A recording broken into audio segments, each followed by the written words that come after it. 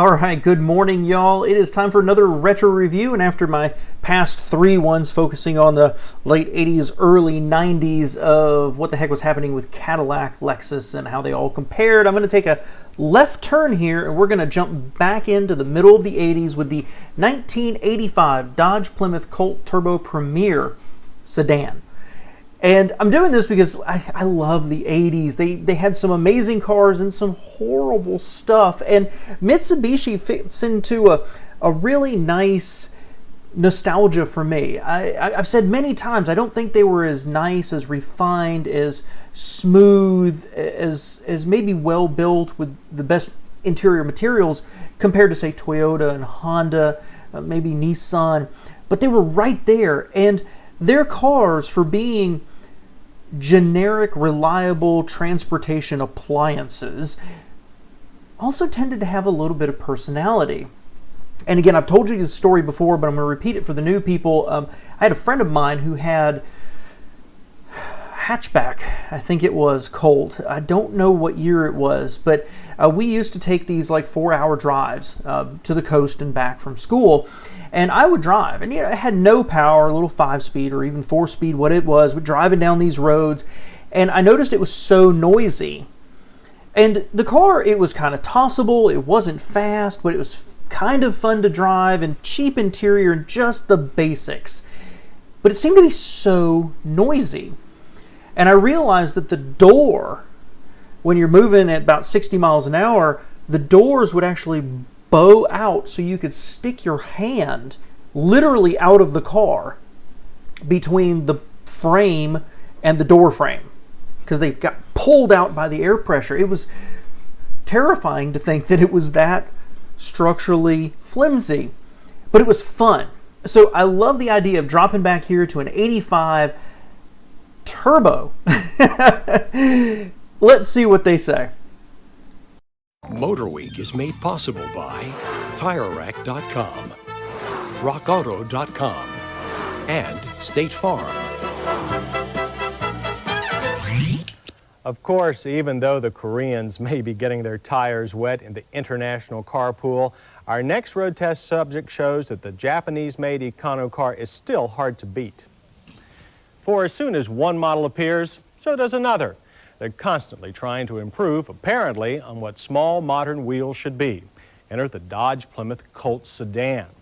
And when Chrysler's import connection Mitsubishi decided to revamp its terrific lineup of 3- and 5-door liftbacks for 1985, they also decided to offer this more formal 4-door sedan. You can get it in both DL trim and as the top-line Premier. But we wondered if the sedan's lack of a hatch might leave a gaping hole in that versatile reputation known as Colt. So, not a terrible looking car. I mean, it's kind of hard to say anything, right? It's, I guess, of the mid-80s small 4-door sedans, it's handsome. I guess it looks a little cut up to me. And I think what I'm trying to figure through here is I think it's the use of the black around it, like the black at the B pillar right there, but then there's a black strip along the bottom of the windows, back up around the rear door, and then that huge triangular fixed glass back there. It just looks a little chopped up, like it's the prototype for one. It's not ugly. It's almost handsome to my eyes, except for that rear wheel well. Carrying that body line straight through instead of curving it. So that's one step away from a bad Oldsmobile design to me. Well, that would take some doing, since for 2 years running, Motorweek has picked the Mitsubishi-made Dodge Plymouth Colt as the best all-around econobox going.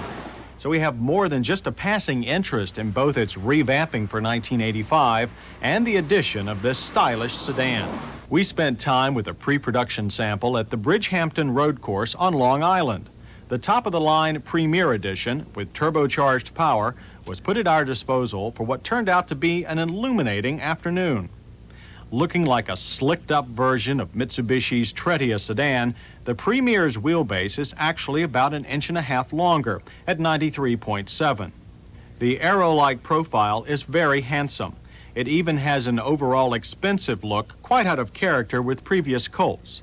But with the sedan's base price of about $6,500 and minimum $8,400 for the Premier Turbo, fancy dress is almost required. Inside, the bargain basement Colt style has also been dispatched with more than a generous amount of high tech. Looking a lot like recent show cars, the instrument pod sweeps out to meet the driver. The dash and firewall were moved 3 inches forward for more room. But also like a show car, some things are overdone. While controls are convenient, the light and wiper knobs are a bit horsey, and the huge horn buttons on the spiffy steering wheel are hard to hit when needed. Yeah, so this is okay. I mean, it's the mid '80s, right? But even this is, ugh. I don't know. That's my overwhelming opinion. Just ugh. It's kind of yucky. But you know what? It was meant to be simple, efficient, reliable transportation. And you know, if you were looking at something like a early Corolla, early Civic, I don't know when the Tercel came out. When they called something else to begin with. I think this would be in the mix for me. I'm not sure it looks better inside. I mean, they may say this is a spiffy looking steering wheel, but it looks cheap to me. And you know, the little pod and then the piece that sticks out in front of you, just this has a very PlayStation feel to me. Kind of ooky. You know, at least they've got the climate controls nice and high right there down from eye level where you can get to them, but then it looks like the radio's stuck down here, and for some reason they prioritized the cigarette lighter over the radio. I mean, just this nasty interior to me. Needed. On the other hand, we loved the large controls on the top-line cassette equalizer stereo unit that is borrowed from the Conquest. The deeply hooded instruments are well grouped. Though lacking volt and oil pressure gauges, turbo boost is included. Warning lights complement the arrangement, and glare is minimal.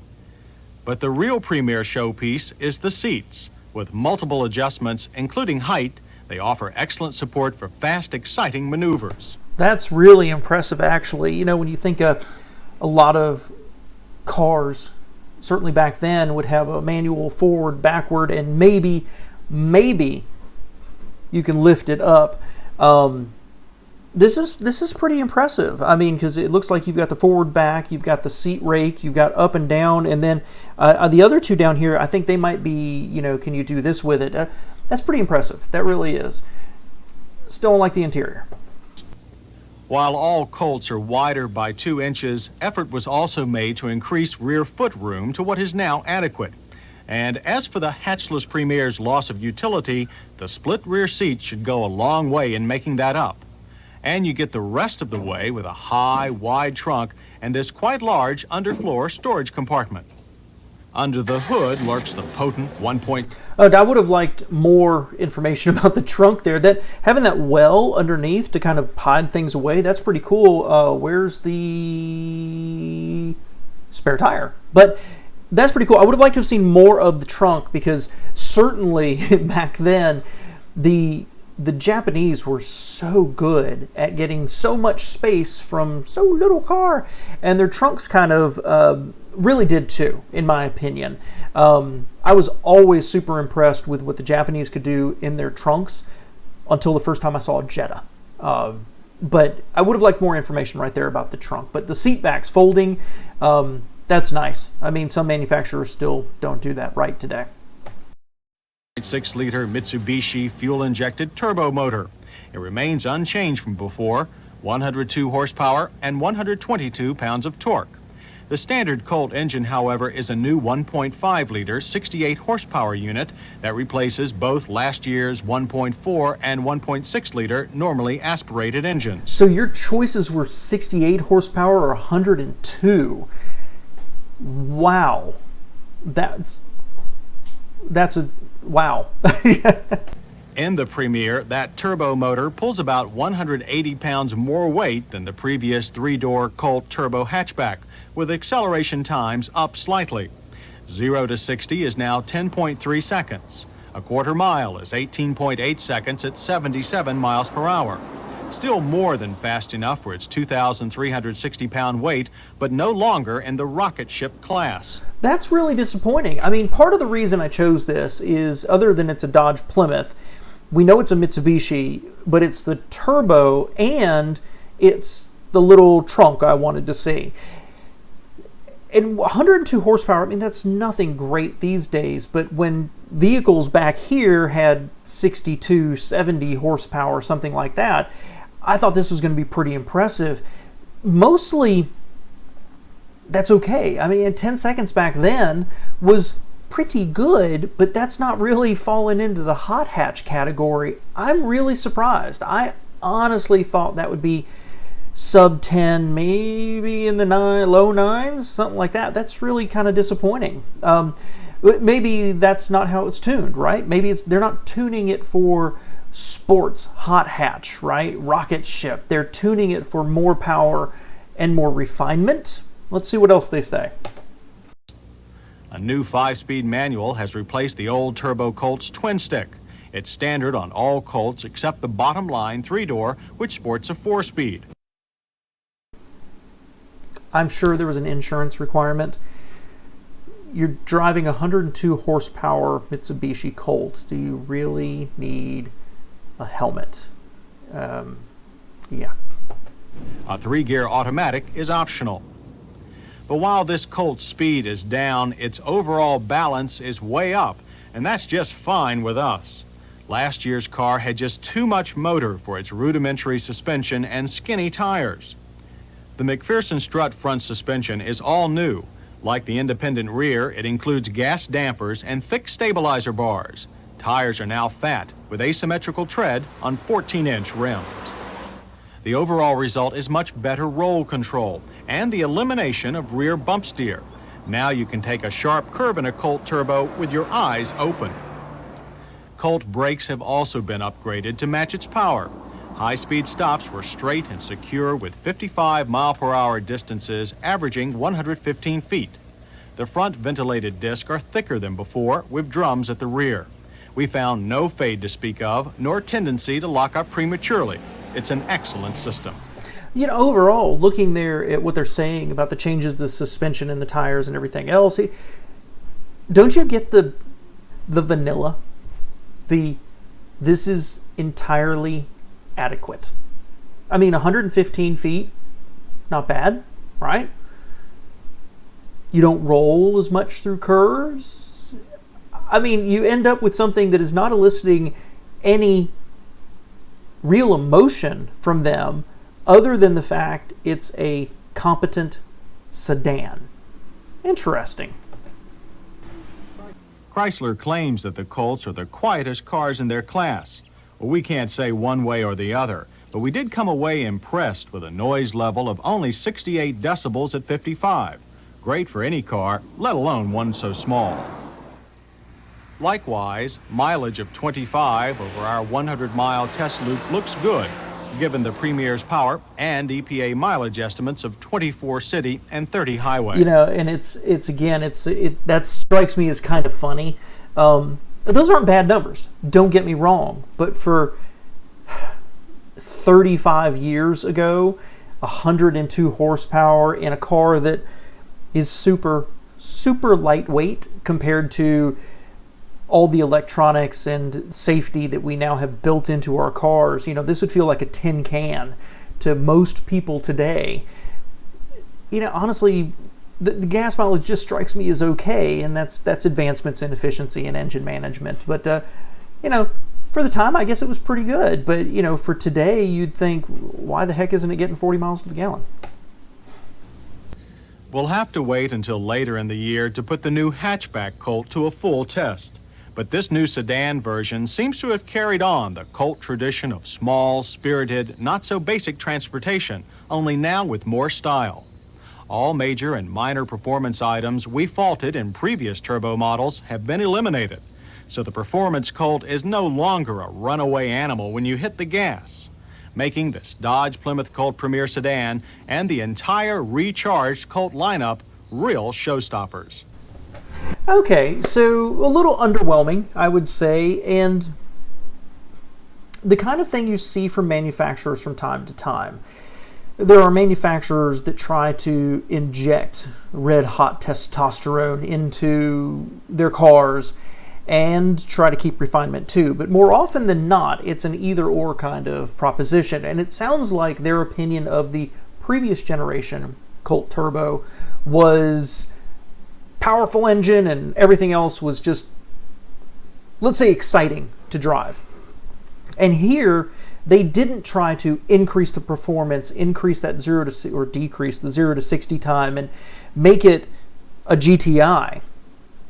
They looked for the turbo to give more power to a much more refined experience. And I guess I can respect that. I don't know if this would be my choice in 1985 if I was in the market for a small sedan like this. It's handsome, but the front end with just two little square headlights and the rear end with those rectangular little lights, everything seems very sparse to me on the exterior styling. And the side of it, it almost looks nice, but looks a little cut up, like Mitsubishi didn't finish refining it. And the interior, I really don't like that. Mitsubishi did some weird stuff with their interiors for a while there. And that just, it doesn't resonate with me. So I think that if it was 1985 and I had my, let's say, $8,500 to go spend, I don't know this would be what I chose. Even if I was inclined to buy a Dodge branded product that was a Japanese car and I was trusting Japanese reliability over what the Americans were doing at the time. Even with all that, I still am like,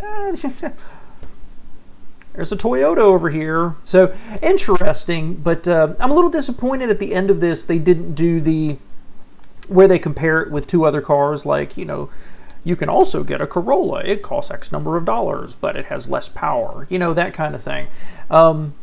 It was okay. I don't know what else to say. Just kind of a letdown. I really expected this to be kind of a wow to me. A forgotten four-door, like a Jetta GLI. That's what I was really expecting here, and that's not. It was just a boring sedan. Thanks for watching, guys.